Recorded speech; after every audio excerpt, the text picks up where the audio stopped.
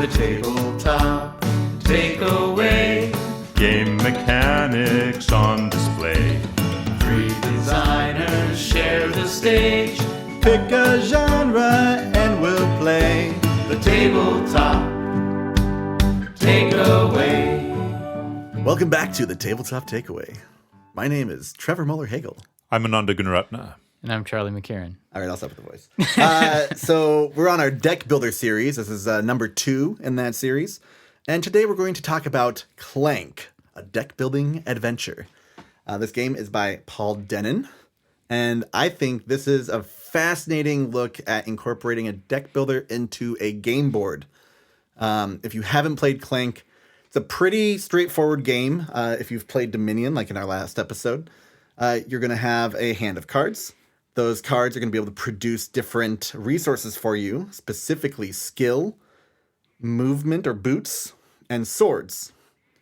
Those different resources are spent either moving your character around the board with the boots, buying new cards with the skill, or slaying enemies that you find in the dungeons with the swords. In addition, as you move through the different spaces in Clank, you may encounter random monsters that are just on the board. They're not really random monsters. They're more just like obstacles in your path, and you have to pay the price of a sword or take a damage. Some of the different paths also require extra boots to traverse through, or are locked, and you have to go purchase a key from the market in order to get through them. This game is really... I really like this game for a lot of reasons. I don't play it enough, but this was actually my favorite play of this game, and maybe because I was playing with Charlie and Ananda, but it was a lot of fun. There's a big push your luck element to it. The dragon is in this castle, and you're trying to not make noise. Some of your cards are going to produce clank, which is noise that you're creating, which is represented by cubes that will end up in the dragon bag. And the dragon bag is basically where the dragon will sometimes attack you if your color cube is drawn from the bag when a dragon icon appears in the marketplace. Very fascinating thing. What were your guys' thoughts on this little adventure? Yeah, so you said it has 3 resources, but actually I think it has more than that. Because, it does. Yeah, there's also HP. True. And I think Clank can also be looked at as a resource. Absolutely. And I mean, there's also gold. And there's also gold. It has a lot of different economies working side by side. Mm-hmm.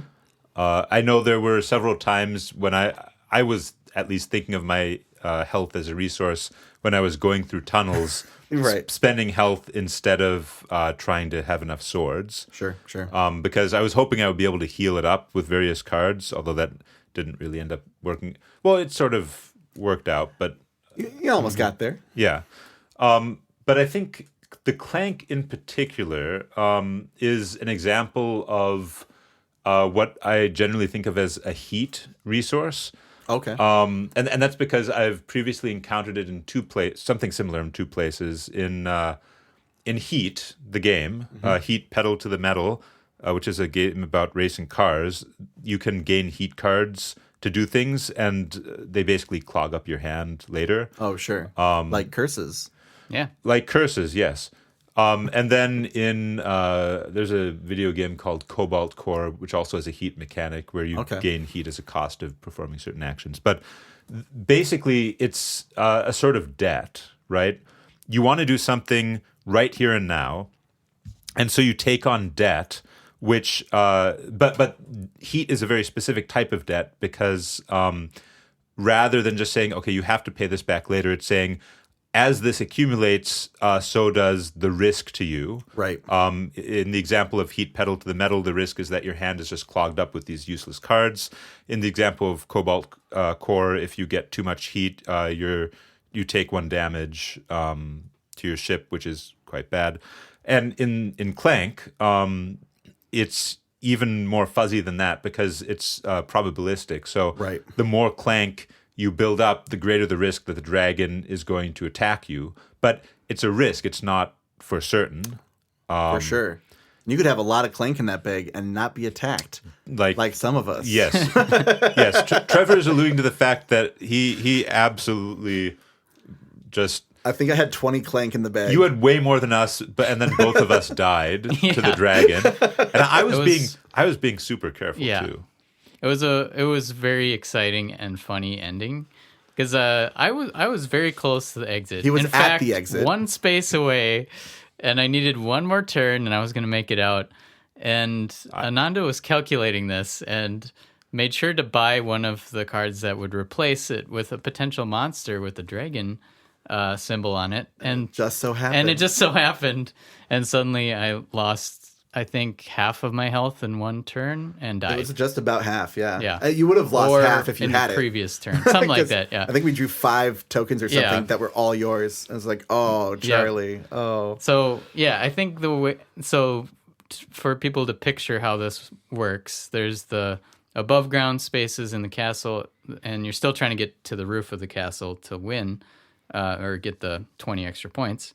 But as long as you can get above ground before the dragon gets you, then you can at least be saved if you've gotten an artifact. If you've gotten an artifact. And I haven't talked about artifacts yet, so I'll do that very briefly. Yeah. So there are a number of artifacts that have been spread out through this castle. Some of them, well, they're all below ground, but some are like right below ground where you could easily grab them and hop back up above ground if you are risk averse. Mm-hmm.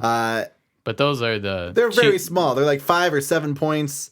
And you maybe get to the 10 one that's in the marketplace, but really like they're just not worth that much. You really want to get into the 20, 25 point to win.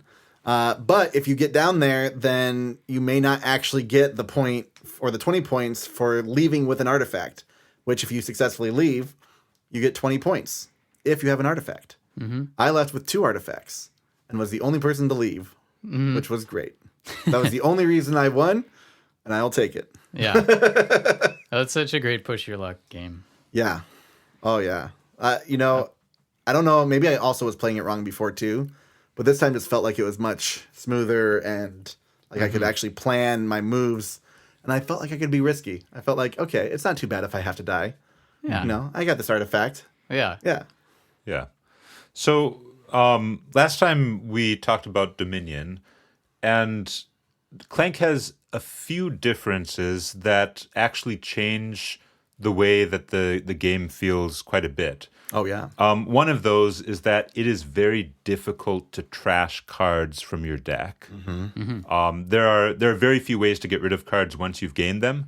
So anything you gain is going to stick with you for probably the rest of the game.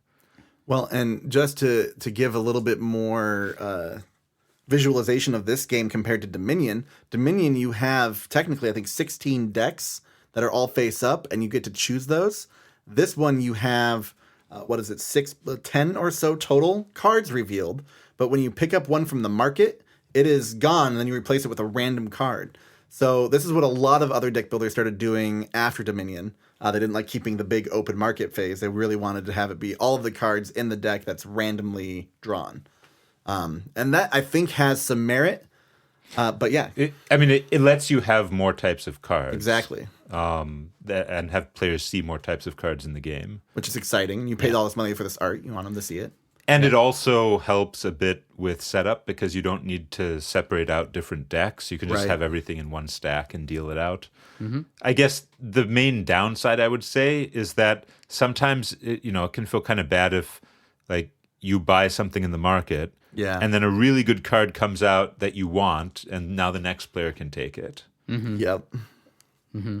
And or it's offset by the pricing on the cards usually, but yeah, if you're going for a certain strategy, it's harder. Yeah. Although on the flip side, looking at it from the other perspective, when it's not your turn, you are sometimes a little bit more interested in what the player before you is doing. Right. Because you want to see if new cards will come out. Or if a dragon attacks. Right. Mm-hmm. Like, Trevor, you were right before me in turn order. Yep. And whenever you were looking at that market, I was watching to see what you might uncover. Yeah.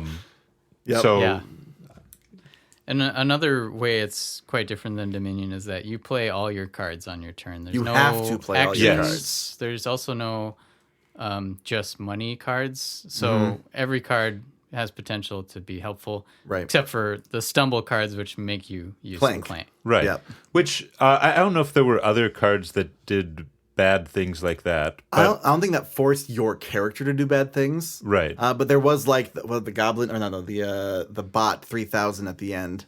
Right, So, monkey bot. But usually, produce 3 Clank and draw 3 cards. Yep. Yeah. right. I suppose you wouldn't buy them if they didn't have an advantage to them. Right. But this kind of leads me to my takeaway, because the interesting thing about being forced to play all of your cards is that it means the value of discarding as a cost changes. Right. Because one thing that I noticed was there was one card, the Alchemist. I think it was the Alchemist or Apothecary, which said you can discard a card from your hand to gain various bonuses. Right.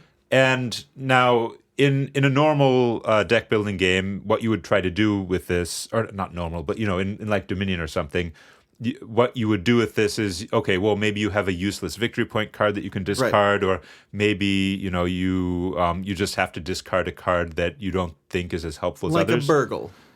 Yeah. That's the one skill. Yeah. Right. Well, in Dominion, it would be like a copper or something. Right. It would be a copper. But the cool thing is, if you have a fumble in your, or is it stumble? Or Stumble. Stumble. If you have a stumble in your hand, you can actually use this to get rid of it. Right. Which is similar to how trashing is quite good. Discarding in Clank is quite good. Yeah. And it was just a really cool discovery when that happened. Right. So I guess my takeaway is that changing very small rules about whether or not you're required to do certain things in deck builders, and just the flow of cards through your hand. Changing very small things can make certain mechanics more powerful, and in fact make discard feel as not unintuitively, but I guess less intuitively good as trash. Yeah, because you normally think discarding is, okay, well, I have to get rid of something good in order to do something. But it's like, no, you can get rid of something bad, which is, again, like we talked about in Dominion. And that's only made possible because you're forced to play your bad cards if you don't discard them. So forcing people to do certain things in games can make mechanics that let you get around that feel really good. Yeah. I think my takeaway is having fun interactive communal moments like the bag draw from the Dragon's Bag, because I think deck builders have a tendency to be really focused on your own domain. Like in Dominion, you are multiplayer mostly, solitaire. Yeah, sort of. That's why I like the Witch and other cards like that have a little bit of interactivity. But I think what I would take away is that this feels like an evolution of deck builders where I don't think I would ever design just the sole deck builder, like having some deck building as part of a bigger experience and Jinx. And like, for example, Great Western Trail, you're collecting cows. That game has just a lot of mechanics, but the cows in your hand is like a light deck building thing that you get to do. Very light. What else? Dune Imperium, also deck builder, but there's a lot of worker placement going on. And I will say the nice Gen Set All Systems Go did recommend us doing Dune Imperium, and I said we were doing deck builders. I'm like, we have our heart set on these other ones, but thank you for recommending that. Oh yeah, that's a really good game too. Yeah. After playing Dominion, I really fell in love with deck builders in general. Wanted to make my own for the longest time. Scrapped that because deck builders are hard. And I played a game called Trains, which I know not many people have heard of as much. It is basically Dominion with a board. I'm like, how did they? Why would you get a board with Dominion? Is it just like a spot for all the cards, or like what is it? And honestly, it's been a very long time since I played Trains. And then when I saw Clank, I'm like, well, is it just going to be the same thing again, where it's like kind of just a photocopy of Dominion, and the number of things that they introduced to the game and the different resources and how they're used between health, like Ananda was saying, and the Clank, and then also the normal purchasing, but then also moving through this space and being able to interact with things I don't remember a ton about trains, but it felt like, okay, I lay a railroad, I put in a station. It was very formulaic, and using the Dominion format, which I think maybe that might have been a launching point for Clank. It's like, oh, well, what if we took that and we just added new things to it and made it more interesting? So my takeaway is being able to create this multi kind of faceted engine where you don't have the same responses to everything every time. Sometimes you want to move a lot because you're trying to get to something before another hero, or you're trying to, I really need to buy this card in the marketplace. I hope I get those cards this time. You're having to be a little bit more scrappy and kind of have a general strategy, and you have to be more responsive to things. You can't have this long form strategy like Dominion. And so understanding from the design perspective, what experience are you trying to create?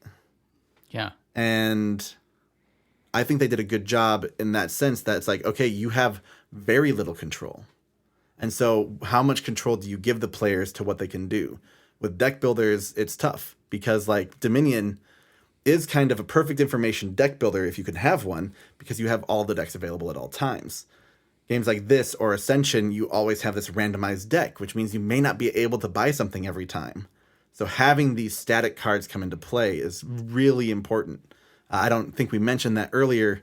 In addition to the row of 6 in the market, there's also 3 kind of core cards you can buy at any time. One's a victory point card where it's 7 skill for 7 victory points. The other is a kind of a combat mercenary guy, and then the other is an explorer who gives you movement and purchase power. And like, okay, well, I only have 2. Everything's a 5 out there. Great, I can still get an explorer. Or I only have 2 punch. I can punch the goblin who is always there and will get me a coin. Yeah, that brings up another cool thing about Clank that it isn't present in Dominion, which is the presence of cards that you can quote buy, but not to add to your deck, just to get an effect. Yeah. I think that is really cool because That's clever. You don't always want to add a card to your deck, but there are monsters. And I mean, in a sense, you buy monsters using the sword resource. Right. But when you slay a monster by paying enough swords to kill it, it doesn't go in your deck. You just resolve whatever the reward is, which is generally coins and maybe some other effect. Right. And there are also, I forget what they're called, like devices. Yep. Which are cards that you buy like other cards, but they don't go into your deck. They just have a one-time effect, which is often quite good. And it's nice, especially because Clank does not allow you to trash cards very much. Yeah. So having effects that aren't going to alter your deck composition is quite nice. Oh, yeah. Especially if you like your engine that's going now, you don't want to like mess it up too much. Just punch things and get those devices going. Yeah. Well, and you're sort of, what I liked about it is feeling like, oh, the way I steer my deck will also really have an impact on where I want to go on the board. Because like I went for a lot of movement, so I was like, because I really want to go as far as I can, get the best artifact, and go out.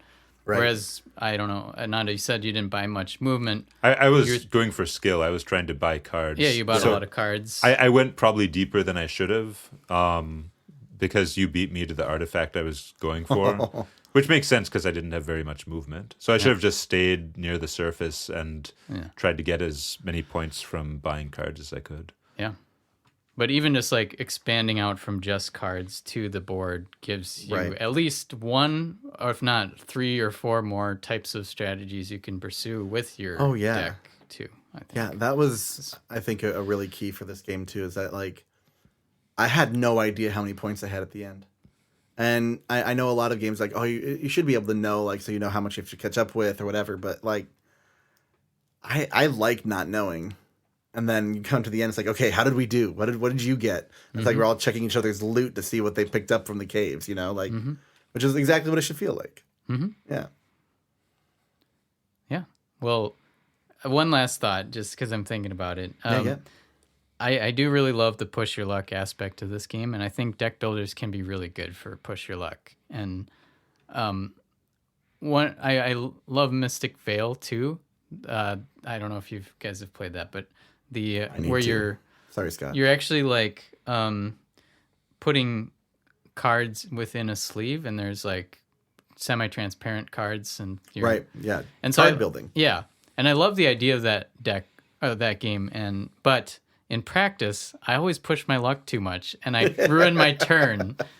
And this Clank felt better because you're pushing your luck, but on a grand scale, and you can kind of see. It's not like turn to turn. Oh, I blew it with this hand.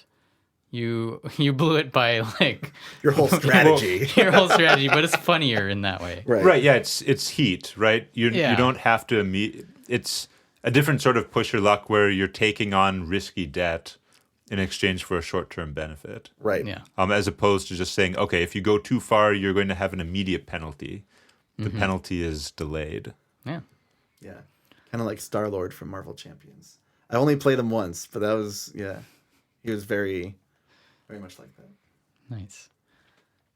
All right. Well, with that, that wraps up our episode on Clank. And tune in next time when we play Paperback. Hey, thanks for listening to The Tabletop Takeaway. This podcast is made possible by listeners like you. So please tell your friends and visit our website at thetabletoptakeaway.com, where you can suggest games and mechanics for us to cover next on the show.